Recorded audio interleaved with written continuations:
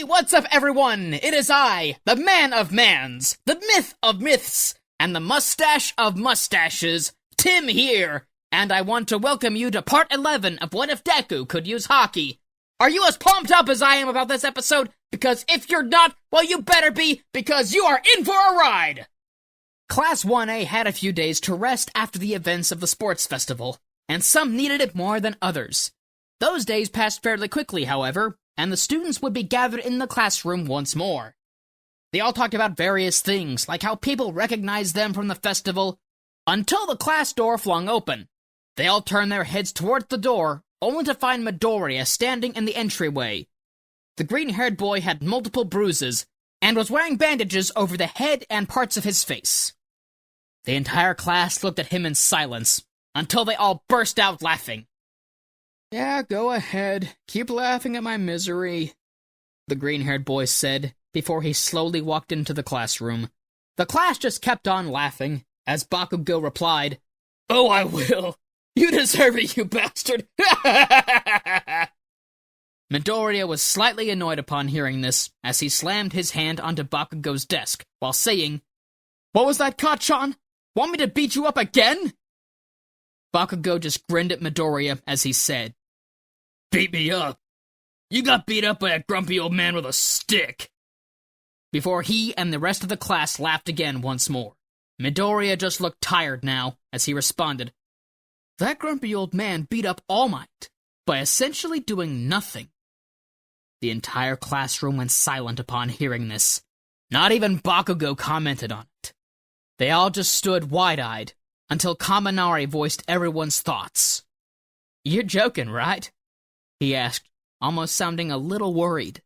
Midoriya turned his gaze towards Kaminari, looking unbearably tired, as he answered, "Look at me.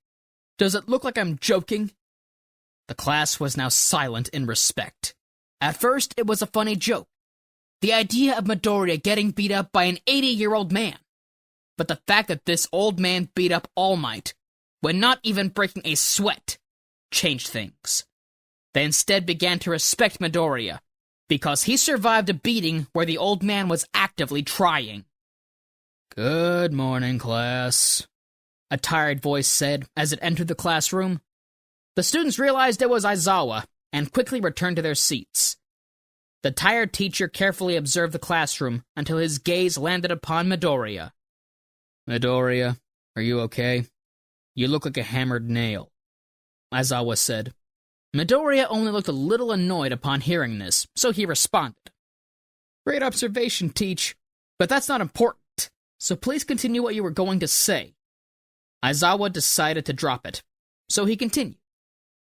"You all performed well during the festival, and I've gathered all of the offers you've received from various agencies," the tired teacher said before he pressed a red button. On the screen behind Aizawa, it read the many offers that some students got. Todoroki got the most. Behind him was Bakugo, who was then followed by Midoriya. The class was shocked to see the kind of result, and Bakugo was having a mini eruption. Both Midoriya and Todoroki, however, were not surprised at all. "My father probably had something to do with this," the bi-colored teen said, right before Midoriya commented, "I'm still quirkless. Did you honestly expect anything else?" Aizawa then proceeded to explain that everyone would be doing internships with a pro hero, regardless if they got any offers or not. He also explained how they would work, but was cut off by someone entering the classroom before he could finish speaking. It was none other than Midnight, as she said, "You'll have to pick your hero names. But remember that the names you pick now could be stuck with you forever." The entire class got excited about the idea of picking hero names, as Aizawa just went to sleep. Midnight then explained what a hero name should be like, and what it should represent. The class began immediately, starting with names that were weird or rejected. Eventually, some picked more normal names, while Ida and Todoroki just used their first names. Bakugo came up with 2 different names, but both were rejected immediately. Midoriya was one of the few that took a long time thinking because he didn't know what to use. He simply couldn't think of a name that summed up what he wanted to be. Then, he suddenly remembered what Bakugo called him out of spite, and he remembered that a certain someone thought it sounded like a hero's name. The green-haired boy wrote the name on his whiteboard before he walked up and presented his name. "I'm the conquering spirit, Deku," Midoriya said as he showed his whiteboard. The class thought it sounded cool, but they also wondered where it came from. "Why the conquering spirit?" Kaminari asked, right before Mina asked, "And what does Deku even mean?" Midoriya looked at his class, and he smiled slightly. "The first part is, in a way, what I strive to be, while the other is something that a friend of mine came up with." Both Uraraka and Bakugo were shocked to see this, as the former smiled, while the latter grinned slightly. The rest of the class then continued to pick their hero names, except for Bakugo, before moving on to the next subject. The school day ended shortly after, and everyone began thinking of what agencies to pick. Midoriya went through his pile of offers, thinking that he had finally settled on one, until the door flung open. "I am here!" a loud voice shouted, and everyone recognized it to be All Might. Midoriya didn't even flinch at the entrance, for he was too busy. "Young Midoriya, may I have a word with you?" The blonde hero then said, a wide smile plastered on his face. Midoriya heard this as he looked up from his papers and said, "Oh, All Might. Sure, I'll be right behind you," sounding like he just noticed that All Might was there. The blonde hero didn't think too much of this ignorance before he and the green-haired boy entered the hallway. "So, what is it that you wanted to talk about?" Midoriya asked, shortly after closing the classroom door. All Might looked at Midoriya as he answered, "I came to tell you that you got another offer from a pro hero." Midoriya looked a little confused upon hearing this as he commented, "I already have a few to choose from, but what makes this one any different?" The blonde hero looked at Midoriya with a conflicted expression as he answered, "It's from a pro hero called Gran Torino. He used to be a teacher here at UA, and you could say that he's my master." Midoriya was slightly shocked to hear this. He was even more confused now. What does All Might's master want with him? There was another thing he noticed. Midoriya noticed how All Might's voice changed while talking about this person, as if he was terrified. Midoriya then looked down and saw something that just confirmed his suspicions. "Damn it, legs, stop shaking!" All Might grunted as he tried to stop his legs from trembling with fear. Midoriya just pinched the bridge of his nose as he said with a somewhat trembling voice, "So, I'm not the only one with a scary old man for a master." Before giggling awkwardly, All Might was still trembling as he responded, "It would appear so, but I wish I had your old man." Midoriya stopped trembling upon hearing this as he said, "That's my line, Blondie." The blonde hero stopped trembling upon hearing what the green-haired boy said, as he slowly composed himself. "Anyway, what do you say?" the blonde hero asked. Midoriya thought for a second, until he decided that he might be able to learn something. "I think I'll take you up on that offer. Gran Torino it is," the green-haired boy said. All Might smiled, but it was conflicted with a hint of worry. "Are you sure about that? He has no mercy, you know," the blonde hero said, sounding a little concerned. Midoriya just looked at him with a blank expression as he said, "Let's see. I faced a living mass of sludge, a monstrous bear, 3 deadly villains, and a living stick of dynamite. Yet the only thing in the world that scares me is my silver-haired demon for a master. I think I can handle myself." All Might had said nothing. He just nodded before replying, "All right, good luck, young man," before taking off with haste. Midoriya stood in place, visibly confused, before he said to himself, "That man sure knows how to run." "Yeah, I wonder where he's off to," a feminine voice responded. Midoriya jumped upon hearing this as he turned to face the source of the voice. It was Uraraka, and she was standing in the doorway. "Uraraka, how long have you been standing there?" Midoriya asked, a little panicked. The brown-haired girl just smiled awkwardly as she answered, "Long enough to know that it takes a silver-haired demon to scare you?" Midoriya just sighed as he then said, "Yeah, I should add you and your ability to appear out of nowhere to that list." Uraraka blushed slightly upon hearing this, as she said, "Anyway, want to walk to the station together?" Midoriya looked a little confused by her reaction as he answered, "Yeah, sure," before they both began to walk away from the classroom. A few days passed, and it was time for everyone to leave for their respective internships. Midoriya tried to talk to Ida before leaving, because he became worried after hearing what had happened to his brother. Sadly, Midoriya didn't get the chance to speak with the blue-haired boy, and instead decided to try and keep an eye on him. The green-haired boy then traveled his way over to Gran Torino's place, only to be confused upon arriving there.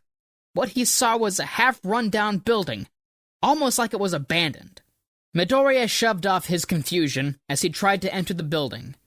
The door opened smoothly, only to reveal a weird scene. On the floor was an old man, covered in what seemed to be blood, and not moving. Anyone would immediately panic upon seeing this, but not Midoriya. He just looked unamused as he said, "I know you're not dead, so stand up, old man." The old man started to move upon hearing this, until he stood up and said, "Of course I'm not dead. I'm not that old," before he brushed himself off. The old man looked at Midoriya with a weird expression as he asked, "Who are you?" Midoriya's expression was as calm as ever as he quickly answered, "I'm Izuku Midoriya, codenamed Deku. I was supposed to do an internship with Gran Torino."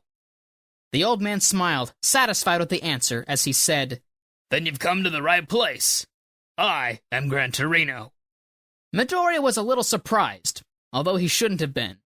The old man was wearing what looked like a hero's outfit, and somewhat matched All Might's description. "Well then, let's get started," Gran Torino said, breaking Midoriya out of his thoughts. The old man then dropped his cane as he continued by saying, "Let's see what you go for," with a slight grin. Midoriya looked confused upon hearing this as he asked, "Pardon?" Making his confusion known, Gran Torino just cracked his neck as he responded, "Let's spar. You win if you land a single hit on me," the old man said, still grinning. Midoriya looked surprised at first, but he quickly returned to his calm expression as he said, "All right, but don't blame me if you—" But was cut off by Gran Torino, who launched an attack mid-sentence. Midoriya managed to dodge, only barely, before he said, "That was a cheap shot, old man!" Gran Torino looked at the green-haired boy, a little impressed, as he said, "So you managed to dodge that. Impressive. Let's see how you handle this!" before jumping in for the attack once more. The old man jumped between the walls of the room, building up more speed as he attacked Midoriya from every angle. The green-haired boy just kept evading every single hit, using his observation to keep up with Gran Torino. He didn't try attacking a single time because he was still waiting for the right moment. Midoriya kept narrowly avoiding the hits repeatedly until the right moment finally came. The green-haired boy infused his arm with Haki before he threw his punch. The old man didn't have enough time to react as he took the punch straight to the face. Gran Torino was sent into the wall, grunting in pain, as Midoriya slowly walked up to him. "If you hadn't cut me off earlier, you would have heard me telling you not to blame me for getting injured," the green-haired boy said, sounding a little ominous. Gran Torino coughed after hearing this before he said, "I didn't see that one coming. I'm impressed. Now tell me, why didn't you accept one for all?" Midoriya didn't expect this question. He already suspected that Gran Torino knew about one for all, but he didn't expect to be questioned about his decision. He remained calm, however, as he answered, "Simple. I don't want to reach the top with borrowed power." Gran Torino was even more impressed by this response. Yes, trying to reach the top without a quirk is astronomically difficult, but Midoriya had already proven that it is possible. The old man smiled as he said, "Incredible. You even managed to hit me, without any form of help." Sounding more impressed than before. Midoriya just looked a little tired upon hearing this as he commented, "Don't even try. I can tell that you're holding back." Gran Torino looked surprised for a second, before he laughed and said, "So you noticed. All right then. I won't hold back anymore," before launching off once again. Midoriya tried to avoid it, but didn't have enough time. The retired hero had indeed been holding back, because now he was moving so fast that Midoriya couldn't even begin to dodge. The green-haired boy was being hit over and over again, being forced to shield himself with his Haki-infused arms. Eventually it stopped, and Gran Torino spoke once again. "You continue to impress me. Even when you can't avoid the attacks, you still manage to persevere.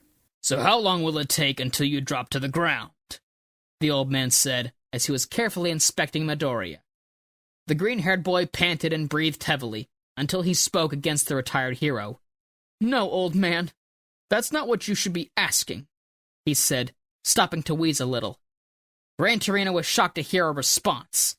Then the green-haired boy continued. "You should be asking yourself, how long will I be able to hold out before he knocks me to the ground?" Midoriya said, with a hint of rage and determination seeping into his voice. Gran Torino was once again shocked, but he quickly shrugged it off before getting into a stance. The two then charged at each other, determined to knock the other to the ground. Meanwhile, on a rooftop far away stood a menacing figure. He was hiding in the shadows, while carefully scanning the area around him. He was searching, observing everyone's moves with more than just his 5 senses. The figure was looking for his next victim, someone to kill and set another example. However, his observation was cut short by something. He could sense something strange, something powerful, but it was far away. It was incredibly far. It couldn't even be in the same city, yet he could sense it so clearly. The crimson-clad figure almost gulped upon analyzing that this presence was a living person, but he refused to accept that it was anything but a monster.